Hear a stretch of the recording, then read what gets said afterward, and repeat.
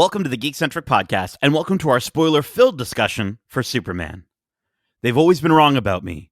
I get scared, but that is being human, and that's my greatest strength.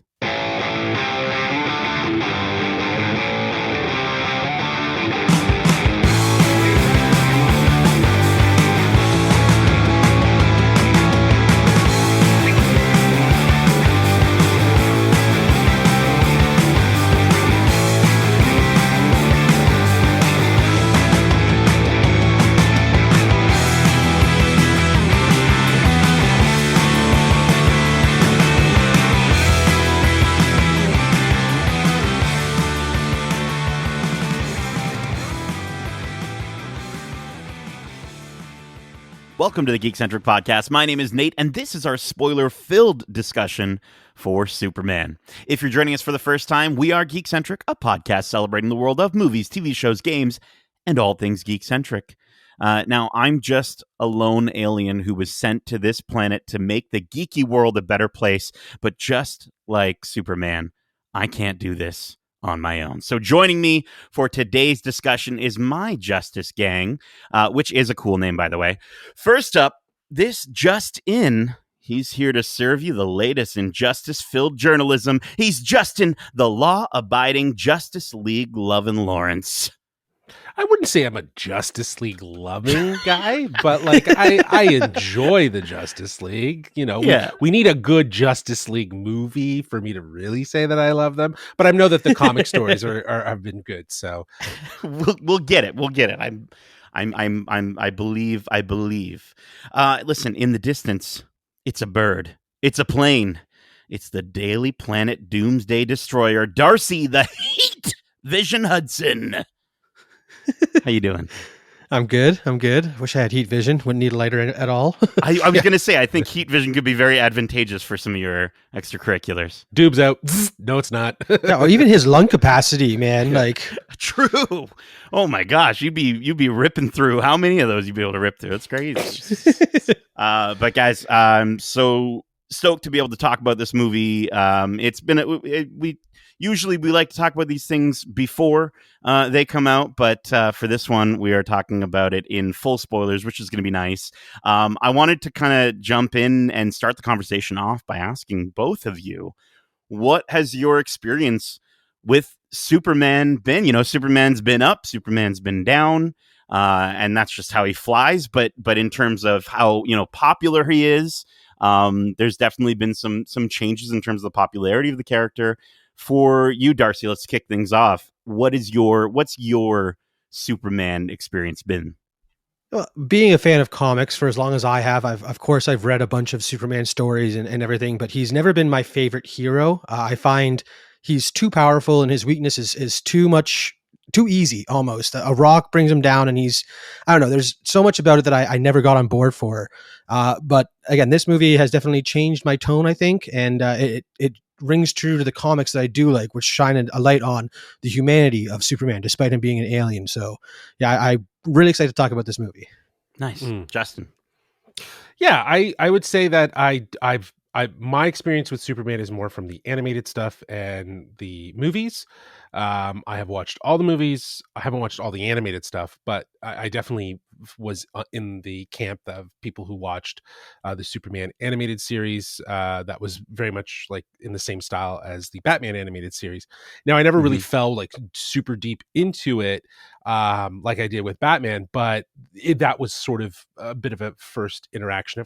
Of course, I knew who Superman was. He is the oldest of heroes, if you will. He is the most simplistic of heroes as well. We highlight the fact that he's super strong and that he has this one element that is his Achilles heel, if you will. He's a very simplistic hero, and I can appreciate the fact that comics have tried to expand this character beyond the simplicity, beyond that charm, if you will, by embracing some of that nostalgia from that time period while also pushing the story forward. Like, I love Red Sun. I think that whole series was really well done. But most of my appreciation of Superman has come from the visual medium of the films. I did like the Christopher Reeves. I wasn't like a huge fan. I obviously was introduced to them much later than when they were released, so a bit of the visual effects from a standpoint was like, yeah, this is a bit dated. But you didn't believe a man could fly, Justin? You didn't. I could appreciate the cinematic achievements, the spectacle, if you will, of what they were trying to achieve. But that said, the relationship that Christopher Reeve had with the character of Clark Kent and Superman is something that is so personal. It really does show how his portrayal really elevated the character to a place where people were just like, Christopher Reeves and Superman are the same. It's just like Robert Downey Jr. and Iron Man, Hugh Jackman and Wolverine, Ryan Reynolds and Deadpool. Like you just saw the sort of kindred spirit between those two characters. And I think that we lost that after the Christopher Reeves. We didn't really get that sort of harmonious balance between the character and the performance until now with David Cornsweet. I think this is a celebratory moment to see such a great bond between the character and the performance that feels so authentic to who the character is from the medium in a holistically like refreshing way. So I'm excited to talk about this movie and get into what really Superman is about. Yeah, there and I think it's interesting because like I've never connected to Superman before. I knew Superman mostly because of that image of Superman, of Christopher Reeve as Superman. And so kind of getting to see this version and seeing a Clark Kent that I can connect with. I had family members who absolutely adored Smallville.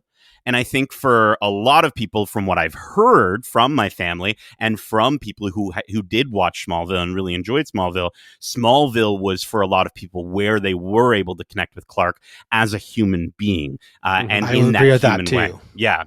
Were That you a show is Smallville? fantastic. I love Smallville. Me and Kevin are huge Smallville stands. So awesome. Yeah, definitely. Again, the humanity of the character makes that show stand out so well. And so for me, again, I understood that there were stories out there that people connected on a more human level. I just never got that until this film. And that's really special. And yes, just like both of you, I'm so stoked to talk about it. Again, we are recording this after the film has been publicly released. So we're going to get into all the spoilery details, which means if you haven't seen this movie yet, be sure to do so and then come right back faster than a speeding bullet. But let's get to the synopsis for this movie. When Superman gets drawn into conflicts at home and abroad, his actions are questioned, giving tech billionaire Lex Luthor the opportunity to get the Man of Steel out of the way for good. Will intrepid reporter Lois Lane and Superman's four-legged companion Krypto be able to help him before it's too late? The film stars David Cornsweet, Rachel Brosnahan, Nicholas Hoult, Skylar Gisondo, Wendell Pierce, Beck Bennett, Michaela Hoover, Maria Gabriela de Faria, Sarah Sampaio, Eddie Gathegi, Isabella Merced, Anthony Kerrigan, Nathan Fillion, Sean Gunn, Frank Grillo, Alan Tudyk, Christopher McDonald, Pruitt Taylor Vince, and Neva Howell. It's directed by James Gunn and is in theaters right now. So, I think with those original iterations of the character with Christopher Reeve flying through the sky, it's obviously Justin, you brought up the spectacle that it was at the time. I think the best place to start with this latest iteration of this character is the look and feel of this movie. We can talk about the vibe, the comic booky of it all. Darcy, how did you feel about the look and feel of this film? You nailed it when you said comic booky, because it is such a vibrant, feels like a comic come to life off the pages. And yes, I do believe a man can fly after this, because the shots of him flying around are so dynamic, and the way that the camera moves with the character through the space at the speed of a bullet, like it was incredible. I love the way they brought the character to life in such a new and fresh way. It feels very bright and punchy and fun, and everything great about comic books was exhibited in this film. Mm-hmm. Yeah, I think the other thing too is it feels very James Gunn to do it this way. Yes. I think he has a knack for doing things very vibrantly, very bold, having fun with it, embracing the comic book source material rather than trying to feel like, oh, this is silly, or it's, it needs to be grounded. He embraces all of that. It's a beautiful use of stylized aesthetics, and just a great use of the color palette. You know what I mean? Like leveraging the warm and cold tones of the costume while also infusing red in certain shots. Like I love the layering of that within every sort of sequence, if you will. It just adds to the vibrancy, it adds to the boldness of it. And I think a huge part of that comes down to the relationship that he has with his director of photography or cinematographer, Henry Braham. I think they've worked so strong together over the last several films. They've worked on the Suicide Squad, Guardians of the Galaxy Volume 2 and 3. The way that James and him have sort of this shorthand and relationship of how they film things with with a handheld sort of use of the camera in the moments. It feels so visceral. It feels so like you're in these moments rather than like just a spectator looking into the world. And I think that camera perspective really heightens how much this feels like a comic book. Like those wide angle shots, but they're up close, are stunning. Yeah, I loved you brought up Henry Braham. Like the way that the camera moves around, like you're saying, to kind of bring you into the world. There's that sequence, and it's unfortunately it's one of the more like darker sequences, but I'll bring up a few lighter ones as well. But the darker sequence of the Russian roulette with the gun, and the moment that Clark is in prison, Superman's in prison, and he's got his friend in front of him. Lex has got his friend in front of him. The moment he spins that gun to do the Russian roulette, to move the barrel, the way it snaps back, and just how dynamic, like you're saying, the camera is to bring in that moment. It just reminded me so much of some of the sequences in Guardians, or even the hallway scene with Harley Quinn. Like there was just so many really awesome moments, and unfortunately that one was a bit of a darker moment. But then even just the elements of like the way that Superman would fly across the screen, and we got so many moments to see that beautiful S on his chest, and just again, the way that you're sort of, it adds to the intensity of the moment, but then it also just sort of brings you into those moments of hope, and you do feel weightless at times. And I know you guys got to see it in D-Box. I opted for IMAX, and both have their own advantages. Did you feel like in D-Box, like you were flying around? Yeah, I mean, it wasn't used in every shot, but those action scenes, you definitely got that added oomph of swaying with the camera and stuff like that. So it's always a fun way to view a movie. Yeah. I would definitely agree with that. I think the picture quality was just sharp as hell, though. Like it was unbelievably sharp, and kudos to our theater for actually matte cropping the screen properly. The image was just clear. But back to James and Henry's work together, there is such a relationship between these two in terms of the work that they've done to really create a balance between big fantastical comic book energy that you guys are talking about, and then also with some more grounded emotional stuff, right? And more intense moments, like you were referencing, Nate, the Russian roulette moment. And I mean, also to your point though, those quieter moments, the shot of Clark and Lois together in the apartment, one of the few sort of nighttime, because a lot of this movie takes place in the day, but that nighttime shot, they're in that apartment, they're coming together, and you just have that multiversal imp in the background as Guy Gardner's like spanking it on the head with a giant green bat or something like that. I think them together, all the sequences with them together were filmed and shot so well. The farm stuff was, sorry to cut you off, the farm stuff was also really, really good. And I think it was just, where it was placed was the right sort of break from all of the chaotic superhero nature to just kind of be grounded in this very, small farm culture vibe. I thought it was perfect. Yeah. And I mean, even the moment with them flying up together, kissing at the end, that sequence I thought was really well shot. And then the only other one I wanted to call out, because it reminded, I've got so much Jurassic on the brain right now with Jurassic World, but it reminded me of the shot, and it's like this one was a bit better. Like it wasn't as sad, I guess. The woman looking back in her car at Superman flying out of the smoke after the building that was an collapses. awesome shot. Yeah, I was like, but in my head, I was just hearing like as the dinosaur was floating away. But no, there were so many of these moments that I was just like, wow, like that. You know, we talk about movies that we want those screenshots or those moments like painted or in some sort of form on our walls, and I think those are definitely a few of them. I will say not all the visuals worked for me. I think some of the visuals that didn't work centered around Crypto and Baby Joey. And Baby Joey is barely there, but he was very rough looking, and I think both Crypto and Baby Joey. When Crypto is still like when he's on Clark's chest in the Smallville sequence, like at his home, he looks amazing. He looks fantastic. He looks almost rocket level to me of in terms of visual quality. It's when he's floating around and running around that I'm like, I get it. Kryptonians have different gravity, so he was obviously meant to look like he's supposed to be lighter and different gravity. But there's this element of the uncanny valley when it comes to things like babies, even if they're green, and Crypto, a dog, where it just sort of it's not quite, it wasn't quite there for me, and so there were just a few sequences in that regard where I noticed and recognized the CG as opposed to just sort of being immersed. yeah, I'm with you on the visual effects.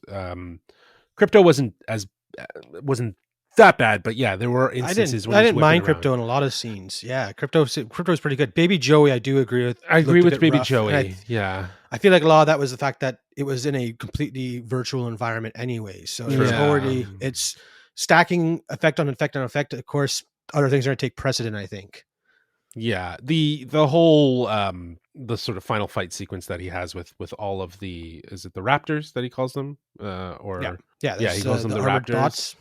Yeah, the armored bots that he has. You know, it felt a little CGI. You know, like the whole wraparound chest shot around the S, into, you know, him like spinning. It looked cool, don't get me wrong, but Mhm. it just brought me back to like Neo and Agent Smith. Like it just felt a little like rubbery at certain instances, and I get it, like what we're trying to accomplish here, so I understand.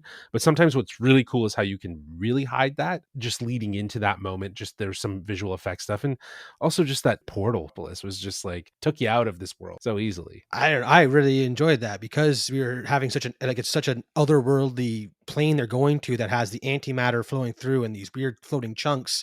The way that it was just manifesting in our world as this very visual, like you could see it just popping up and ripping. I really liked how it felt like so comic booky. I don't know. That just added to that effect for me, I guess. I think if it wasn't for the Squiggle Man of it all, I would feel the same way as you, Justin. But the moment we got a Squiggle Man and literally just his head floated, like Metamorpho's head is just flying around at one point.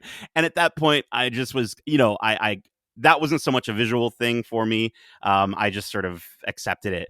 But we'll talk a little bit more in terms of how that relates in story. I did want to jump into music. I think John Murphy and David Fleming took John Williams' score and used it in the right moments. It's funny because the really the best part and the reason I said to see Jurassic World at all is the score for that film, which does utilize legacy John Williams stuff in the right way. And I think John Murphy and David Fleming did the same thing here. And I was going to say that I outside of the John Williams stuff, I didn't really you know, that and then the electric guitar of it all, I didn't feel as much of their score in this movie.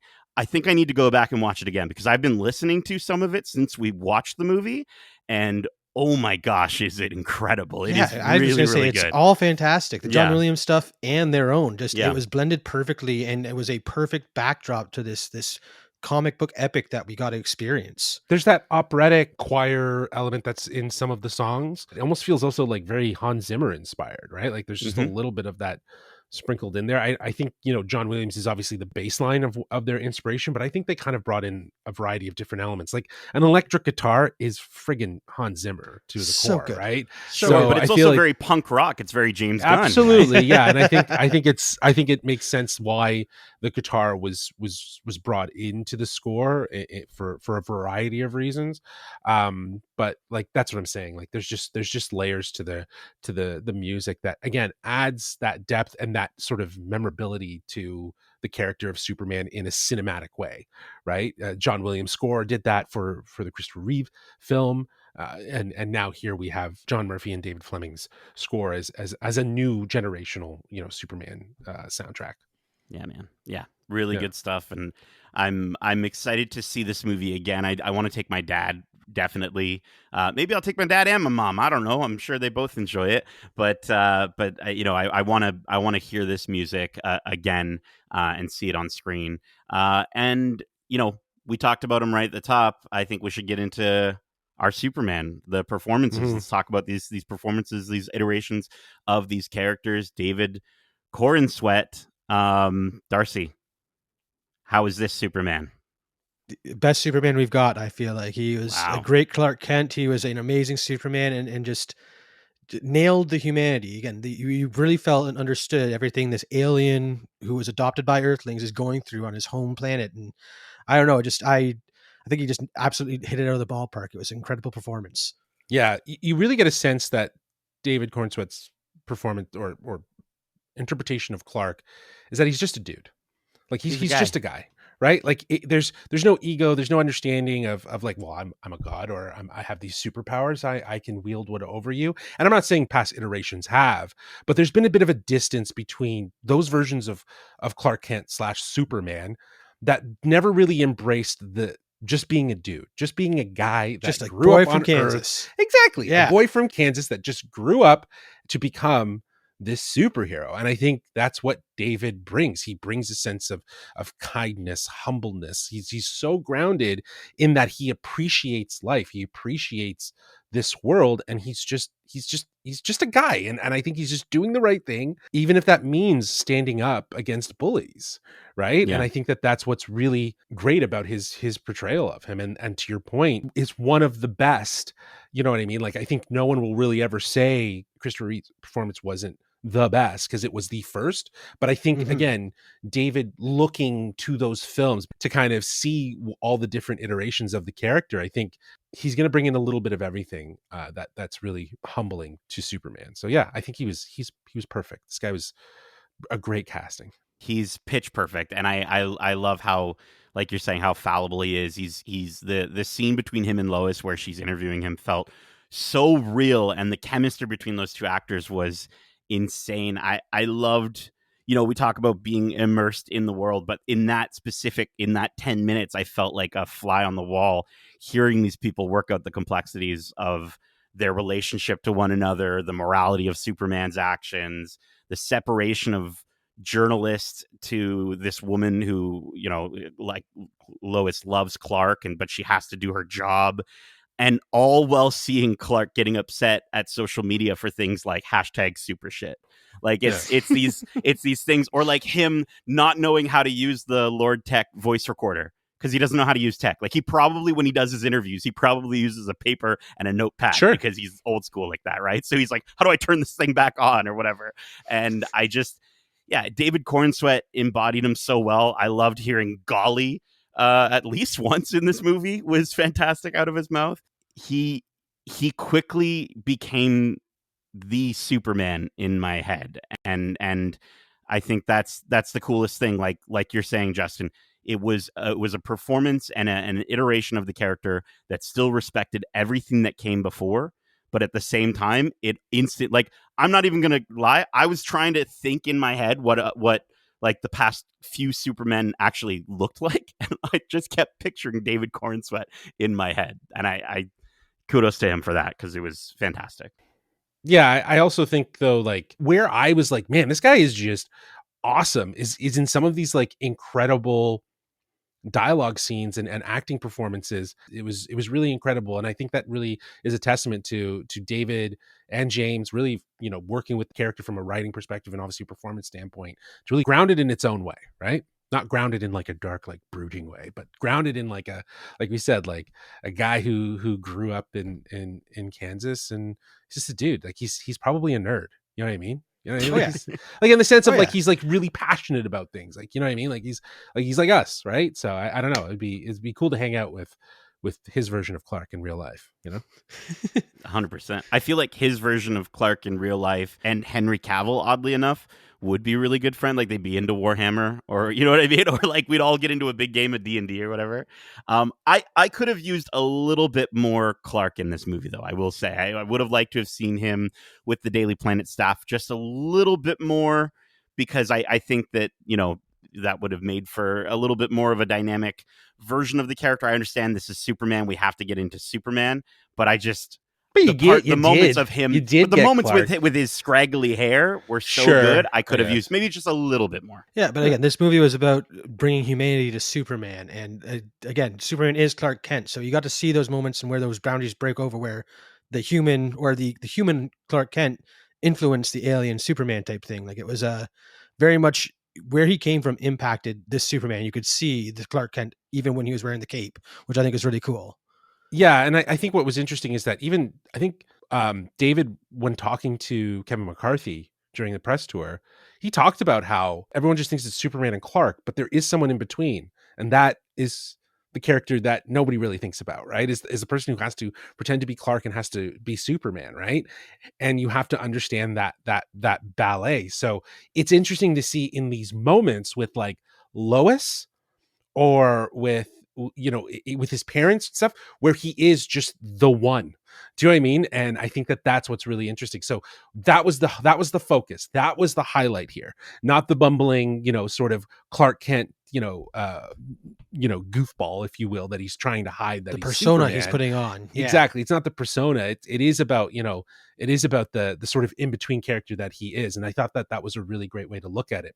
Now, I may not be as familiar with the previous films, but I will say, at least with the film side of things, I'm sure Smallville had a lot of Lois, but with the film side of things, I love how much Lois we got in this movie, and I think Rachel Brosnahan did such a phenomenal kick-ass job showing this Lois that, like, when any human would be scared in a situation, she portrayed that, but she also pushed through, right? This world of kaiju and multiversal imps and pocket dimensions. She just said, she's just like, you know what?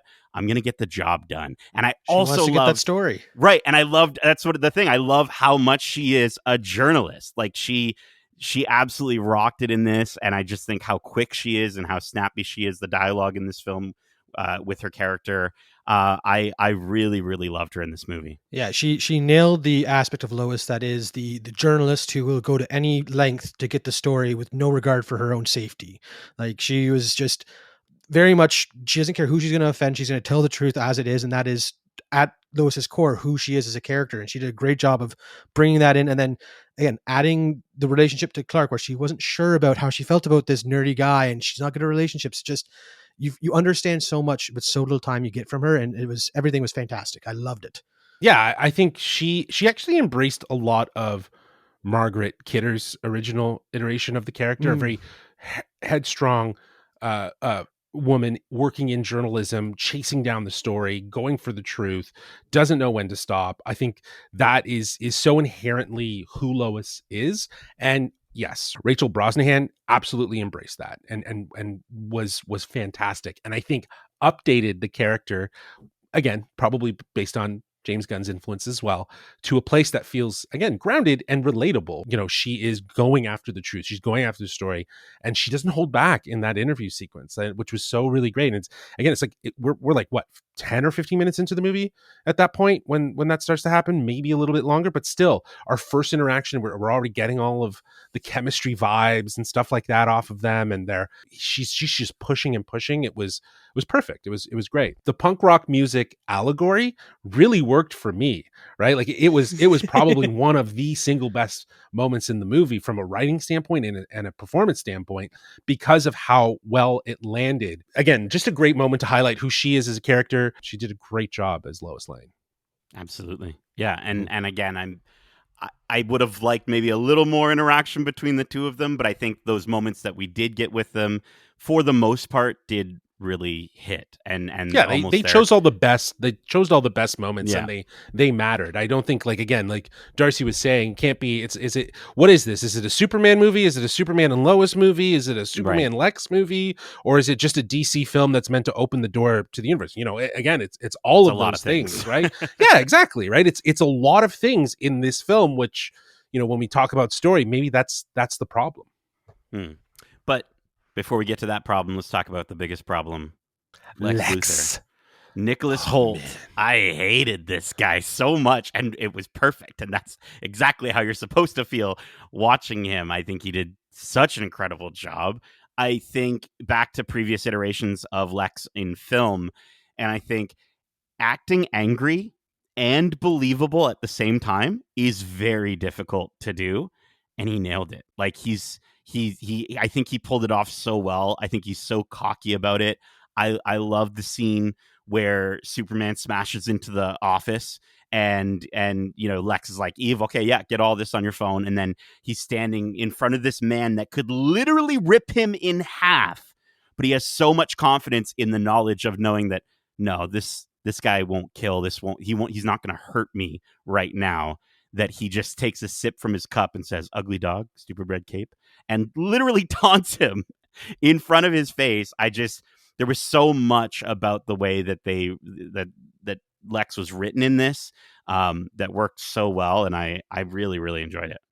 Yeah, and as a fan of Smallville, I mean, Michael Rosenbaum was one of my favorite Lex Luthors of all time. And again, before the movie came, before Nicholas Hoult accepted the role and stuff like that, he was on the podcast to talk about how to bring this character to life. And his character feels just like taking Lex from Smallville and just turning him up to 11. Like, yeah, he's just pure evil and just the smartest guy in the room, and just can't lose to anything. I just loved how he brought him to life and how, again, believable that his hatred for Superman was. And like, you understood his plan made sense. If you hate Superman, I'd agree with Lex totally, and I think his plan would be perfect, just like everybody else in that room. So yeah, I think he did a great job of bringing this supervillain to life and really, really nailed it.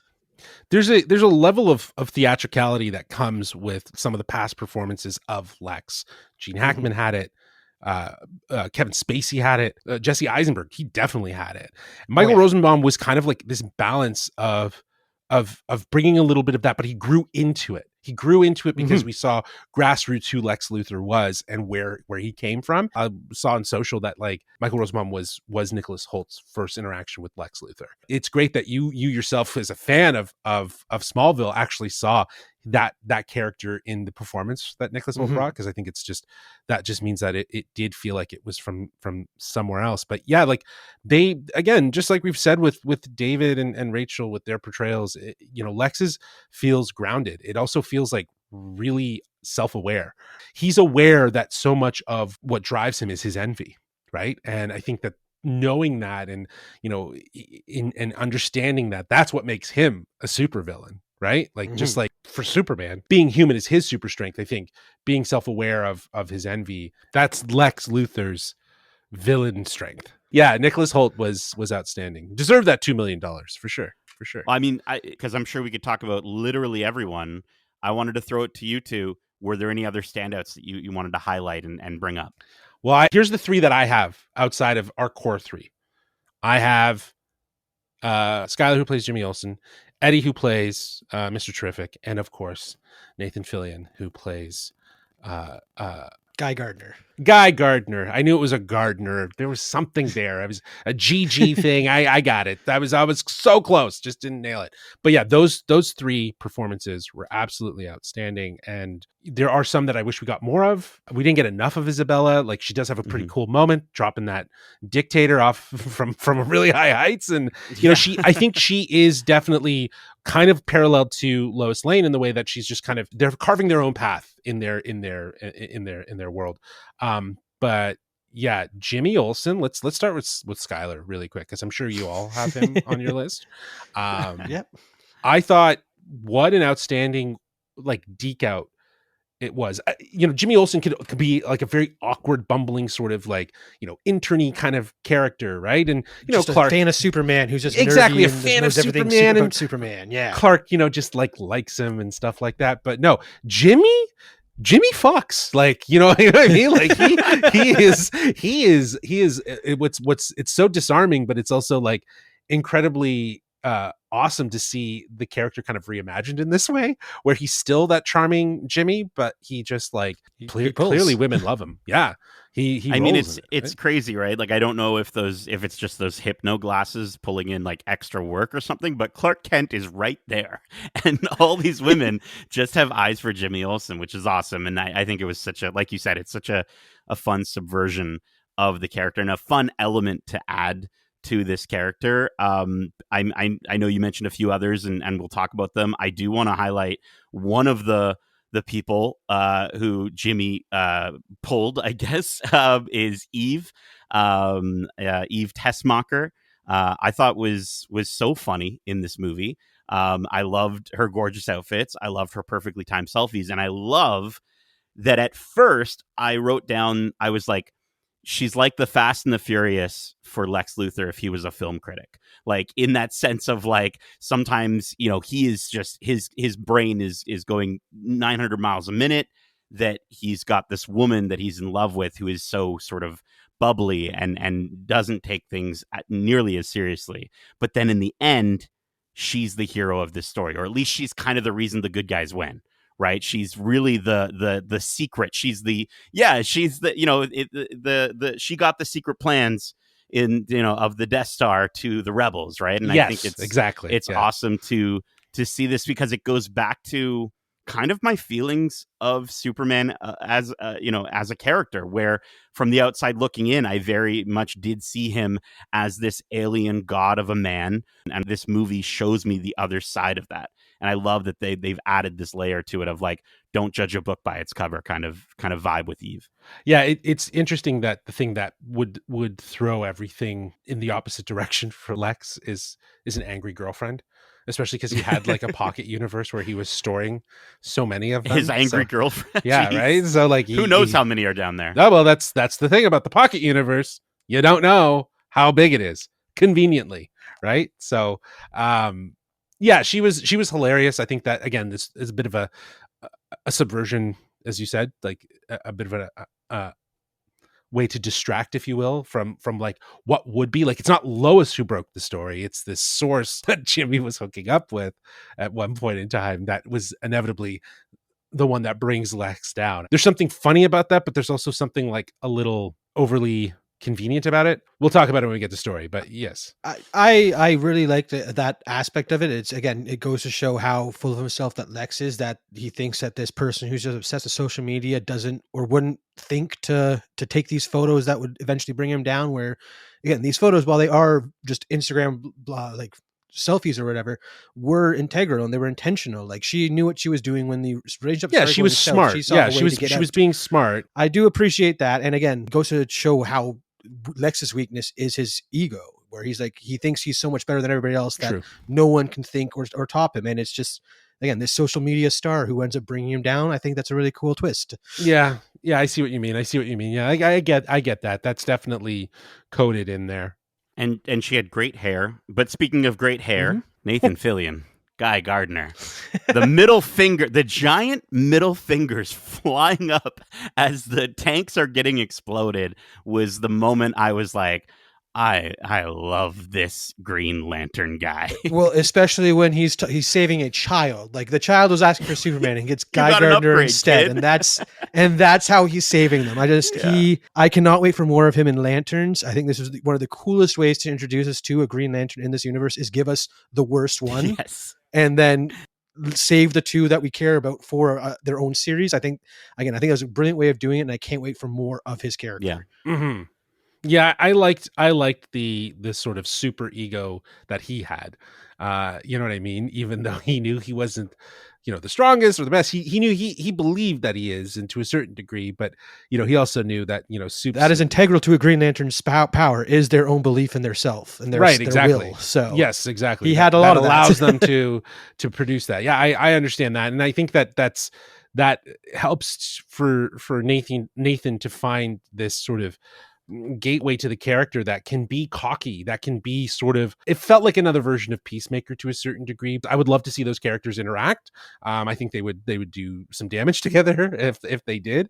But yeah, like, and to hear Peacemaker make fun of Guy Gardner's haircut His would hair. be, Oh, yeah. would be awesome. I Would want it be to happen. absolutely I'm sure. amazing. I'm sure It'll that probably joke will happen. come up in Lanterns as well. But Yeah. but I would love I do love how this Guy Gardner character really does sort of show sort of the gray area, right?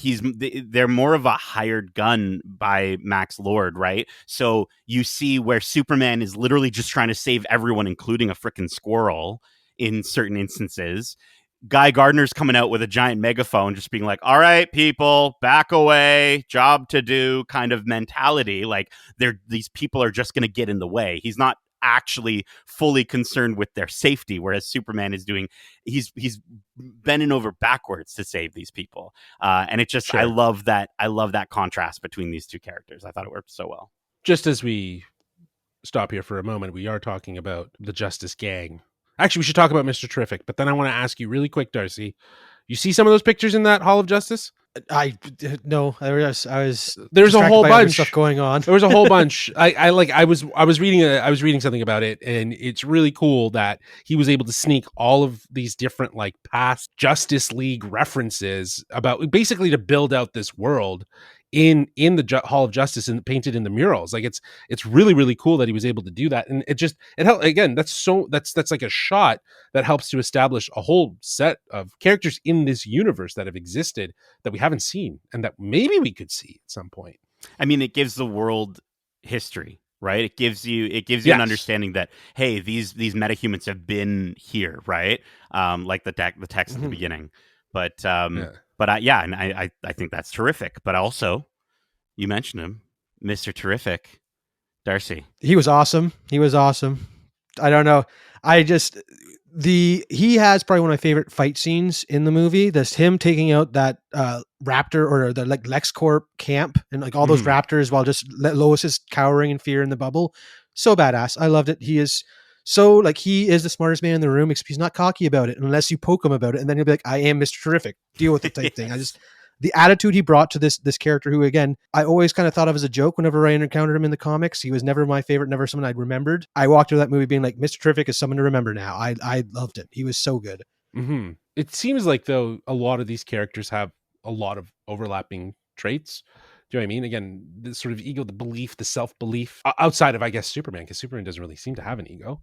But, he is surrounded by these people who they're not Superman. So they're really all clinging to what they can and what they bring to these situations as meta humans. But yeah, like, I felt like it made a lot of sense. They really found a place for him to fit and matter. And I really appreciated that, because I think going into it, you see the Justice Gang and everyone was kind of like, is this movie going to be overstuffed with characters? And, with all of the characters that we just mentioned, Jimmy Olsen, Guy Gardner, and Mr. Terrific, they all found a place to make them matter without necessarily overstaying their welcome. But I guess the other end of that is, maybe do we get enough of all of these characters, right? Like, I think that's why I chose Jimmy, Guy, and Mr. Terrific, because we did get a good balance of them. But I did not mention anyone from the rest of the Daily Planet team. All these characters had a purpose that served the larger narrative, and anyone that didn't just had shorter amounts of time on screen. Yeah, and hopefully we do get to see more of someone like Hawk Girl, because I think Isabella Merced is having a fantastic year. And Peacemaker, right? And yeah, she's that would be in a it. Great place to see her for sure. And I also think she's going to be in it. She is going to be in it. Yeah. It will be a great place to see her there. is what I was Yeah, saying. yeah, exactly. Yeah, exactly. But I wanted to just quickly go back to Terrific because, one of the things about this movie, we talked about the music and how, obviously the electric guitar is the punk rock of it all. James Gunn, usually known for adding so many needle drops in his movies, and we get one in this movie with 5 Years Time. And I loved that sequence, like the Yondu-esque T-spheres whipping around as he's just doing Thank these you. like hand movements was so well done. And I want to see an entire movie with Mr. Terrific, like a character that I didn't know existed, a character that if you were to describe him to me, I would be like, that doesn't sound great. Like, you know what I mean? But seeing him in this movie, dude, I'll take a whole show. I think Eddie Gathegi was so good, and this is DC doing right where Marvel, blew him up in X-Men First Class, unfortunately. But I did want to just before we get into story, I know we're all champing at the bit. Is it champing at the bit or chomping at the bit? We don't have time to discuss that. But I do want to shout out Gary. I think hearing Alan Tudyk for the first time, I was like, man, that number 4 sounds an awful lot like K2SO. And then to find out that it was K2SO, Grace Chan as number 12, number 1 was Michael Rooker, and Palm Clementieff as number 5. It's just nice to see all these people in the family. I mean, if we're talking about in the family, we're going to the other side. But one of the Raptors, I think it was in the prison scene, was Michael Rosenbaum, which I think is a really cool. Again, another in the family. Lex was a Raptor at one point. I don't know. That was cool. Yeah, hilarious, so good. But yeah, I was stoked to see or to hear Alan Tudyk in this film. There is another character, but we're going to save talking about her until maybe at the end of our conversation. Let's talk about the story. I think this is where the majority of the criticism that I've heard has come from this movie. I think there's obviously so much to love, but there might be too much to love in certain instances. Justin, you've been wanting to talk about this. What did you think of the story and the pacing of this film? Yeah, I think, to your point, this is probably where, for myself, it's a bit of a divide. Like, I think the film's strongest storytelling moments really come from when Gunn is staying focused on characters. That's what I loved about the Suicide Squad so much. Mm-hmm. That's what I loved about, the Guardians of the Galaxy, even when we're comparing his other work. And in this, I've kind of shared some of the moments. Lois and Clark in the interview, punk rock, I'm the new punk rock is a great moment. The moment with Clark and his father, like, you see all of these moments and you're like, this is so James Gunn. But I think where the movie kind of falls short is that it is so weighed down with the idea of having to build the DC universe, right? Like, it has to get the wheel moving. So there's elements in this film that I think that are sort of forced to kind of, again, seed plant and open the door for what's next. Like, yeah, we had pocket portals in Peacemaker, where the father had that room. Nate, you were the one that told me about that, and I was like, oh yeah, that's right. Pocket portals could have existed here. I don't know if we needed this sort of thing splitting Metropolis. It just kind of, as much as it was a distraction, it was meant to be a distraction for Superman. It actually became a distraction from the story. It just became this over the top comic booky thing, and it's stuck the landing by bringing us the moment of Superman confronting Lex and having this meaningful dialogue, but it just felt like that was really unnecessary, other than to just seed plant for future things, right? Like, to see a black hole, sure, that was cool, but like, it just felt like we're jumping the gun, if you will, to kind of do some stuff. And when I think we could have taken a little bit of time, like, we could have hinted at the possibility of that. I don't know. So yeah, I feel like in a lot of ways the film just sort of gets bogged down by that necessity or that idea of having to sort of build the DCU. To me, I think the scale of the event at the end that leads to Lex or Superman confronting Lex was necessary because Superman is so powerful. Only an absolute world-ending event that he has no way of stopping on his own could be a threat that would, lead him to having to confront Lex in this way instead of just punching the bad guy out type thing. So I think that's a really cool way of approaching it, because Sure, I again, this guy understand is that. the Yeah, strongest man around, and you can have him punch a bunch of things. We've seen yeah, it's not Superman get something he punched can and beaten just down punch or so many break or. times. Yeah, I understand This that. is You're something right. he has to solve through the actions of like using computers or whatever, or And Mr. working with someone Terrific, else yeah. to get to the end. Mr. Terrific. Yeah. I think that's a really cool way of doing it while still being a Superman story. They managed to bring in so many other characters that didn't feel rushed. Now, my biggest issue, I think, was like you said, they were setting up so much for this new universe that the front end of the movie felt very exposition heavy at times, where there's just info dump after info dump almost, and like they didn't handle it very well. Just I noticed it a lot more at the end, just to set up what was coming on in the later on in the movie. Yeah, I think it's that's always a tricky part in terms of, you're building a universe, you're building a movie, you're building a storyline, a plot line for the movie. But I will say I love how this movie kicked things off. I think the fact that the first thing you see is Superman losing was the perfect reset for Mhm. my brain on the character. And I think, again, a lot of people looking in, the thought of Superman never loses, the stakes aren't there. We get to see the wind kicked out of him. He's a bloody pulp falling into the snow. I felt like, that text gave you everything you needed to know. Superman lost, and now we're jumping into this already established conflict.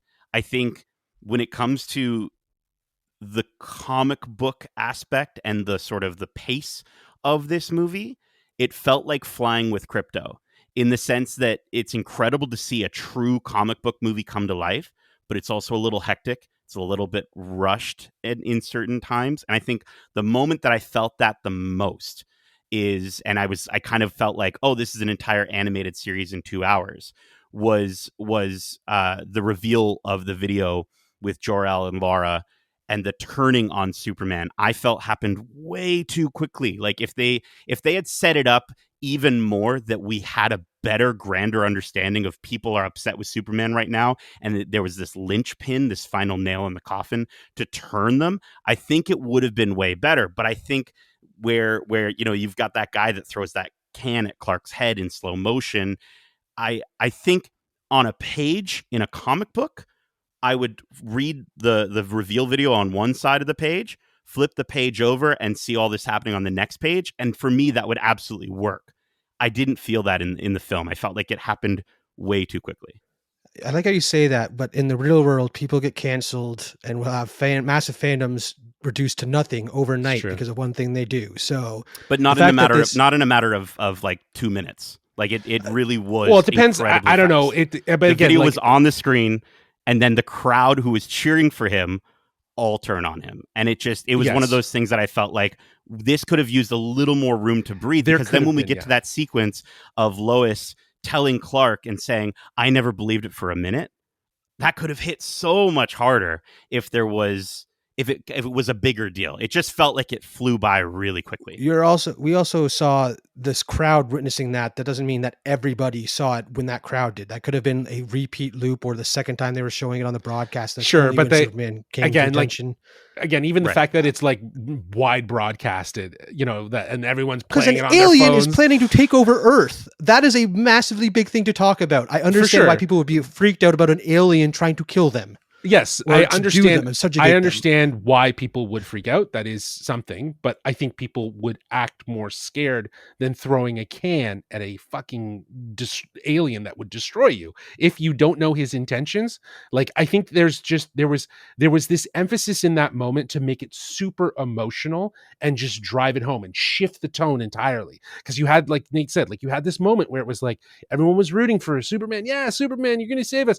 And then this huge moment happens where everyone's opinion is just going to change, and that actually happens again with Lex later. Like, just how everything was just how everything his whole corporation was just crumbling and everything was just happening to him.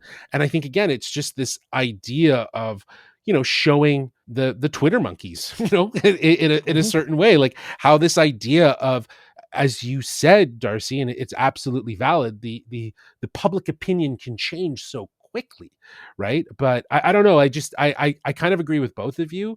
That is definitely an instance of where like pacing just felt a little like we need to change things. We need to move the tone a little bit here, and now have everyone just hate Superman. But it's all part of Lex's master plan to get the people to hate him. You really do see that. But yeah, I understand both of your opinions about it for sure.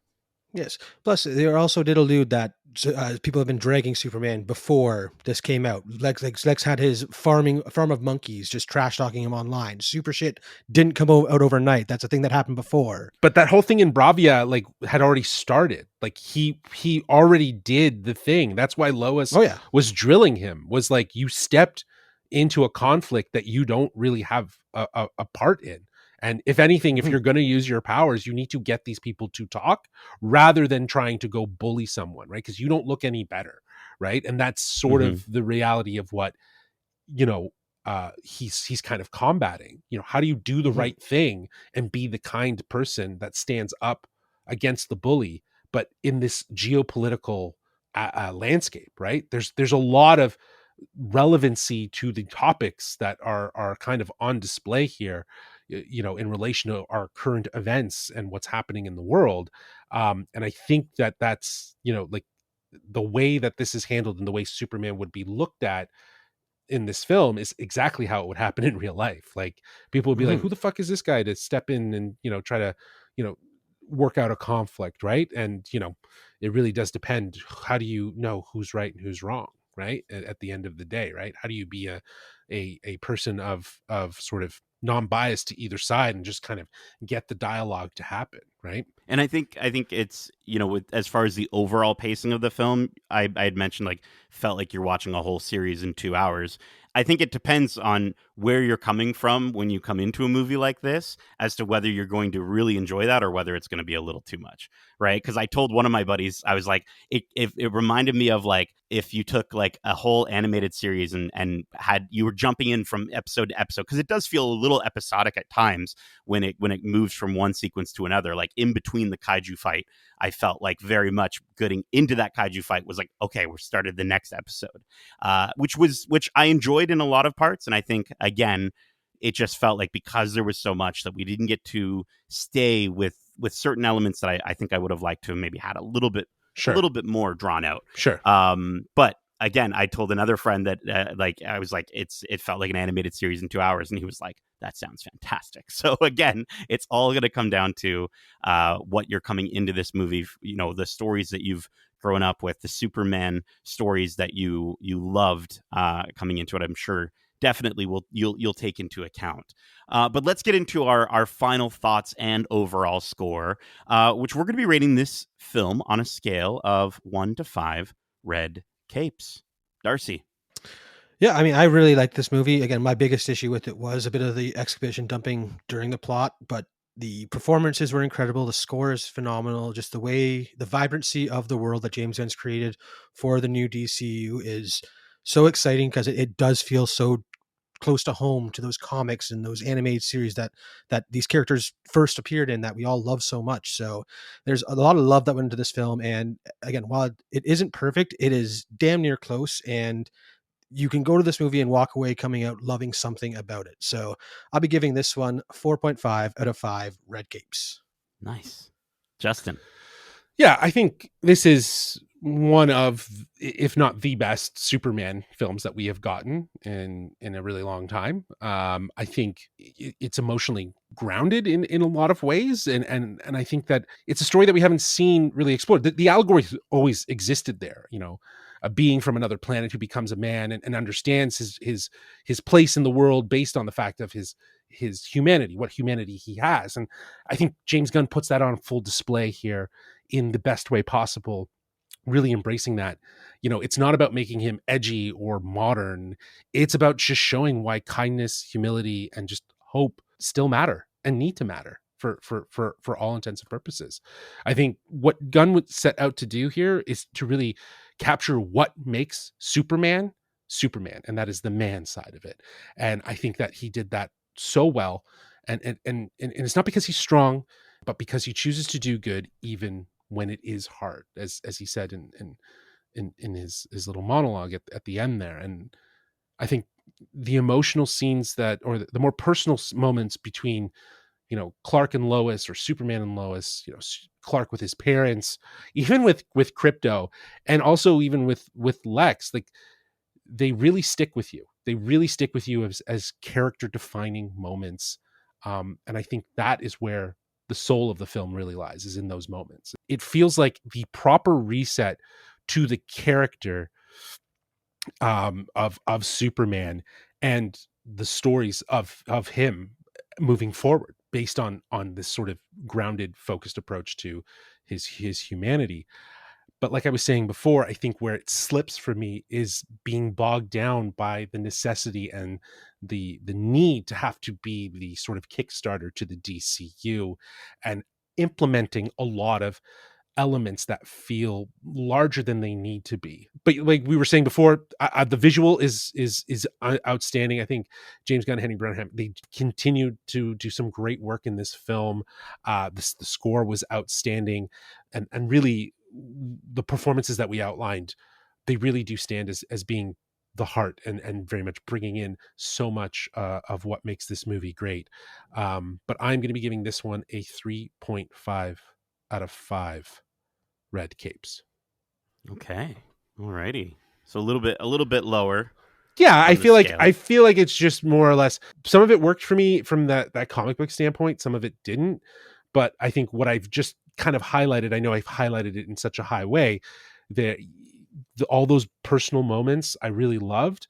I just wish that we didn't need to feel the necessity of having to overstuff with the comic booky, like, world ending and, you know, the event breaking shit that needed to happen. All I'm saying is that it felt like what was happening with a portal collapsing and splitting open Metropolis. I know that that's probably something that would happen in an everyday life at Metropolis, but I just don't Inherently know. comic book plotline right there. Yeah, I know. I just feel like, again, I don't know if it needed to be that big, right? And it didn't really matter at the end of the day. Like, again, if it does matter, it's going to be because this movie has seed planted something, right? Whether it be a Bizarro, like you were saying, with Ultraman, like, you know, showing up and, you know, it's a Bizarro Superman. I think that's cool. But if, you know, what else is it, right? What else is it really meant to do? I know there was a lot of like, you're not going to hold the audience's hand. You're just going to drop all of this stuff. It exists. You know, metahumans exist. All of this shit just exists. We don't need to go into like over explanation with why there's a giant kaiju, so on and so forth, right? Like, there's a lot of what I appreciate from Gunn in that aspect of not having to rely too much on explanation, but then really trying to focus on where he needs to drive the focus and say, okay, I need to define this. So yeah, I think a 3.5 is where I'm pretty sure if I watch it again, though, I'd probably go up to a 4. But I feel Even like after at the this first, point, even after the movie, it sounded like you were more at a 4.45, not the 3.5 you've no, had. I think after when we left, I was at a 3.54 for sure, but I haven't seen it again. So I'm kind of going with the intention of, with my intentional reaction. But I can see what you're saying too, Justin, in terms of like, even with characters like Hawk Girl, where there's that push and pull of like, oh, is it that we didn't get enough of her because there's too much in the movie, or is it that we didn't get enough of her because we're going to see more of her in the future and they want to save stuff, or could they have saved some of these big elements for future stories? Absolutely. But I think those moments that you talked about, the soul of the character of Superman, I think the moment that fully clicked for me was he's not even a very good dog, but he's out there alone and he's probably scared. And I was like, okay, you got me, Superman. Put me in your arms, fly me away. This is not my favorite superhero movie. This is certainly not my favorite James Gunn film, but it is absolutely my favorite superhero movie. I think there's so much DNA of the Superman stories and iterations that have been baked into this character, and you can see it all on screen. And you can see James Gunn's love for the DC universe. And I think for myself, like, I've always been more of a Marvel guy, and I know, you know, Justin, I think we've talked about your love of Marvel over DC in the past, but I think it's one of those things where it's like, even from the outside looking in, to be able to appreciate someone's passion and see that, I can see James Gunn's passion for the DC universe. I think the movie is comic booky in very refreshing ways and in ways that could have been scaled back. And I think there's a lot of the story elements that could have been scaled back. But with all that said, this movie did exactly what it needed to do at the level that it needed to hit, for sure, in order to set us on the right path. Yeah. This movie did what it needed to do to have people just celebrate Superman and celebrate the DC universe, and to celebrate to have a DC movie where people are like, I had a lot of fun. That's great, because it's been a while. Okay. And I enjoyed so much of this movie. I think the two most important things it needed to do for me, it did. One, it made me connect with Superman in a way I never did before. And two, it got me excited to see another DC story, whether that's on the big screen, the small screen. I'm just excited. And that's awesome. I want to see this movie again. I smiled, I laughed, I teared up at the end, seeing Clark growing up with his real parents in that video, and the music was just, I was tearing up. It was so lovely. I had a great time watching this movie in theaters, so I'm happy to give James Gunn's Superman an incredibly solid 4 out of 5 red capes. But that's not all. I mentioned on the big screen, on the small screen, we've got Peacemaker season 2 coming up. We got Lanterns on the small screen coming up. And of course, next year, 2026, unless it gets delayed, hopefully not, Supergirl. We had a fantastic moment in this movie with Kara Zor-El showing up, cousin showing up. Let's dig into it. Darcy, what did you think of seeing Supergirl at the end of this film? I got a great way to introduce her. I love the fact that what this movie did. I was just saying that it was annoying. One of his least favorite parts is how they had to explain that this world exists. I like the fact that they went that far, because if they are trying to build out a history, we need to kind of know that the world would react the way they do. And the fact that we already have Kara popping in here and Clark's met her, it's not like we're seeing her meet for the first time another Kryptonian. That's already happened in the past.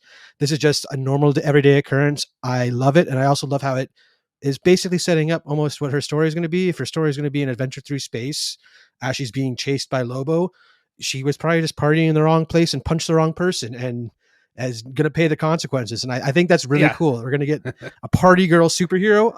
Yeah, I'm down. Yeah, who's gonna have to reap what she sowed? You know what I mean? Because of a bad. She's got to grow up really fast, because she's going to make the wrong mistake, and I think that's going to be a wicked story. I just want to clarify. What I appreciated is that they didn't have to do any hand holding with certain things, and with the introduction, the overstuffing, because stuff like this stuff on this scale wouldn't happen just with one hero if there are multiple heroes out there, I guess. For sure. Absolutely. But what I like is that we didn't have to get like some boring ass introduction of like they were meeting for the first time, like an origin story. I don't need that. I like the fact that they've already met, that they've hung out, right? Like they have a relationship, right? Like Crypto's her dog. I think that's amazing. And it explains why he's so chaotic, so right? awful. She's so yeah. Well, it's just chaotic, right? She's chaotic, right? She doesn't have her shit together, and nor does Crypto, apparently. But yeah, like I think this is how cameos and appearances are probably going to happen in future DC iterations. Like recently on social, someone posted like, when are we getting like Superman 2? And James Gunn said, define Superman 2. And I think that's just to say like you're going to see the character sooner than a Superman 2. You know what I mean? Like even I think with Brandon Davis during the press tour, he said the exact same thing. You'll see him sooner than you'll see than getting a sequel to Superman. So I think we should see him maybe in the same capacity that we saw Peacemaker appeared here. Maybe we see Superman on TV in a Peacemaker episode. And I do think we will see Superman in Supergirl. I think that is, David's going to be in there 100%. But going back to being introduced to Supergirl and his cousin, I think, yeah, like Darcy, like you were saying, I'm interested in what the story is going to be, because it's being pitched as like a space opera fantasy thing, and I think that's perfect for Supergirl. And I think, the one thing that I love about James Gunn's mentality is to just embrace DC in the way that you hand off the story and the vision to someone else to execute, and it is its own vibe. It's not part of necessarily having to be a part of a larger fabric. It is part of that fabric, but it's just in its own way. And I think that that's what James Gunn is doing differently with his approach to building out the DCU. Like I don't think all movies are going to feel like Superman, right? They may fall into some of the traps like we were talking about, of like the necessity and need to overscale for the comic booky stuff and not scale back on it. But they're all going to be their own vibe. So it does feel like we could get more of a comedic Supergirl, like, you know what I mean? Like I think it's going to be funny, and I'm looking forward to that. And I mean, talk about the opportunities for needle drops, right? I mean, I think you get some Avril Lavigne in there, some Paramore in there, like yeah. get some pop punk, almost maybe like princesses in there. Like I think there's so much opportunity to have some like really rockin' music as she's running around kicking ass. I can also see James Gunn doing his thing though and making up a whole bunch of slew of new tracks for these otherworldly parties that they're going to. Sure, like, sure. He wrote the punk song at the end of this film that's playing by like the new Crab Kids or whatever that band was called. The Crab Joys or whatever. Yeah, Crab Joys. Yeah. The Mighty Crab Joys. Like that, he made up the song for that. And like he made up the song for Guardians of the Galaxy. What's you say he's not going to come up with some crazy space pop song that is like her favorite bop. Oh, and then whatever they do with Lobo as well, right? Oh, yeah. Like bringing in some heavy metal or something, bro. Oh, that'd be sick. Well, he loves metal. We got metal in Peacemaker, the hair metal at least. So I would be okay if they did the whole thing where it's very much like this, like couple needle drops, but mostly score. And I think you could create two very interesting themes for Supergirl and Lobo that live in the space of all the different things that you just called out for music wise, right? And I think that's what's going to make it, feel like these characters are more a part of the DCU. But I'm excited to see the film just because of the director, Greg Giuseppe, who did I, Tonya, Cruella, right? Like, and Dumb Money, right? Like, I feel like what he understands is tone, and I think he will be able to. I'm excited to see what he's going to find in terms of tone with this story. 100%. And I mean, that's not all. I mean, sooner than that is Peacemaker season 2.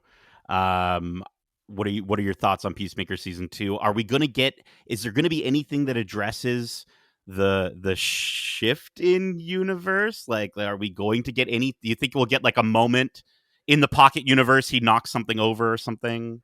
Yeah, well, they make a joke, and like the fact that we only really see the Flash and Aquaman in Peacemaker, like the other two are silhouettes. It could still very well be like they recast, don't address it, or something like that. I like what you just pitched though. It was like he's like hits a button. It's like affected the outside universe. and like one other thing is different. All the characters that need to carry forward from the previous season are in that room. And then everyone else is kind of different. His favorite pop or like his favorite like radio station or something is just gone. And he's like, what the fuck did I do? You know what I mean? Like it's all part of like this. Yeah, I don't know. Yeah. I don't know how. I don't know if they go that route because the way that they handle multiverse in this thing with this just being a background element, like a multiversal imp is causing havoc and Superman doesn't even care. Like the multiverse isn't an issue. Like pocket dimension does not mean another universe.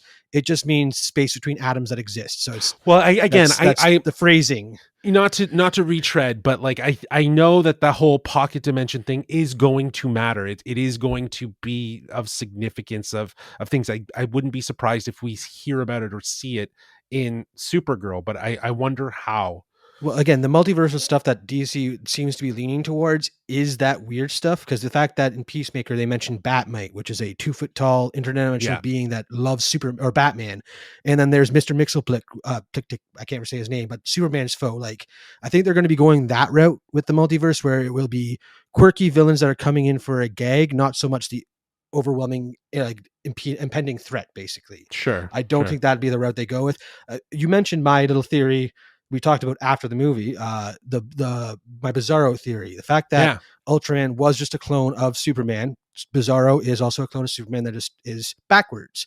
And what would turn a superhuman backwards? I think probably a black hole. So I think it'd be cool to see Ultraman come back as a Bizarro, where he's got the cold vision and heat breath and stuff like that. Like, then I'm all for portal dividing Metropolis. There, you got me. You made me a lover of it. Whoa! Right? Wow, 4 out of 5 now. I did it. We did it. Superman. Listen, is there anything else you guys want to mention, or should we wrap up because we're going to? We didn't get enough of Vince Lombard. Not enough Lombard. True. The fact that we only had one joke from Beck Bennett, really, the entire movie, that is an underutilization. Yeah, but it still landed. It still landed. It did. It really did. Yeah. But I think maybe a Daily Planet show, A Daily Planet series would be fucking awesome. Well, that's so like the two things I heard Please. was that James Gunn's considering and obviously this is all taken with a grain of salt because it's just whatever, it's random sources, but and it just made me think though, like James Gunn's considering a Jimmy Olsen spin-off show and a Mr. Terrific show, and I'm like is it two shows or are we thinking of like putting them in one show? I think that putting them in one show would be pretty interesting too, as well, right? But the idea, like I feel like we're going to see a lot of these characters that we've seen just pop up in some upcoming DC stuff. Like I wouldn't be surprised if like we see a Jimmy Olsen or a Mr. Terrific in a Peacemaker. You know what I mean? Like maybe that happens. That's how James Gunn is really going to keep these all connected, is like writing scenes and moments with these characters that just kind of happen, or episodes, and then they're there and they're gone. Do you know what I mean? So, But I do wonder if there is a lesson to be learned, and hopefully James is paying attention, which I'm sure he is. But to the biggest gripe that a lot of Marvel fans have with those big reveals, with those big characters, it's like, when do we see Hercules? When is he going to show up? You know what I mean? He's not like fire. He just did the first film in this, this franchise. So but this is what I'm saying. In the future, going forward with this, just make sure, hey, you know, but I think that is something that he is going to do better, and I'm hoping he does better, is that they're going to matter. They're going to matter. Hawk Girl is actually going to, you know, we're going to see why we didn't get as much of her in this film, right? We're going to understand more of Metamorpho in the future. The fact that the first line that we read in the movie is 300 years ago, superhumans, the first superhuman appeared on Earth and ushered in an age of gods and monsters. Like, 3 centuries, they are going to be right? leaning, 3 centuries ago or 300 years ago, whatever they said. But like that just sets the scale that superhumans have been around for a while and have been hailed as gods, basically. And we will see the ramifications of that to some extent in this universe, I think, which would be really cool. Yeah. Dope.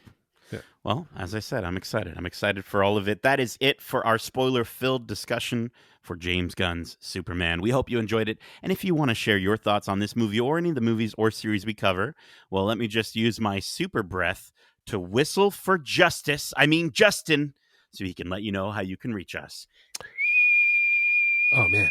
Well, you can reach us at wearegeekcentric@gmail.com. That's wearegeekcentric@gmail.com. Or you can reach out to us on Twitter at GeekcentricYT or on Instagram and TikTok at wearegeekcentric. Keep in mind, we also have a ton of other great episodes covering the latest in movies and TV shows, including our other recent spoiler-filled discussions for Jurassic World Rebirth and Marvel Television's Ironheart, which Darcy and I got into that big reveal at the end. Hopefully we see that character sooner than later. But we also have our most recent spoiler-free reviews out now, also for Marvel Television's Ironheart, Pixar Studios' Elio, How to Train Your Dragon, Predator Killer of Killers, and from the world of John Wick, Ballerina. We've also got some great interviews to check out, like our most recent interviews with the cast of the Apple TV Plus original series Foundation. We were joined by cast members Jared Harris, Pilo Asbeck, Lou Lobel, Cassian Bilton, and Terrence Mann, and we discussed the evolution of their characters, what inspired their portrayals, and even asked where they'd want a vacation in the world of Foundation.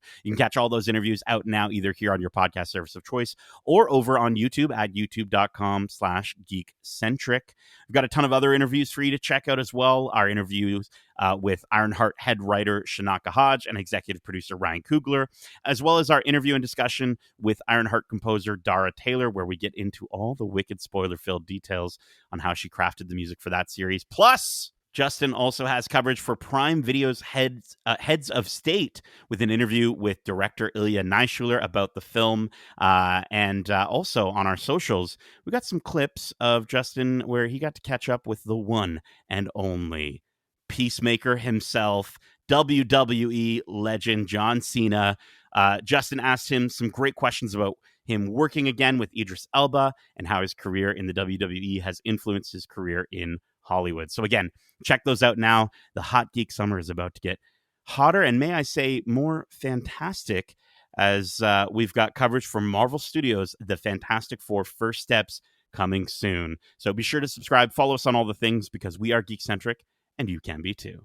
Justin, Darcy, thank you so much for joining me for this super spoiler-filled discussion. And as we say, love ya. Laters. Peace.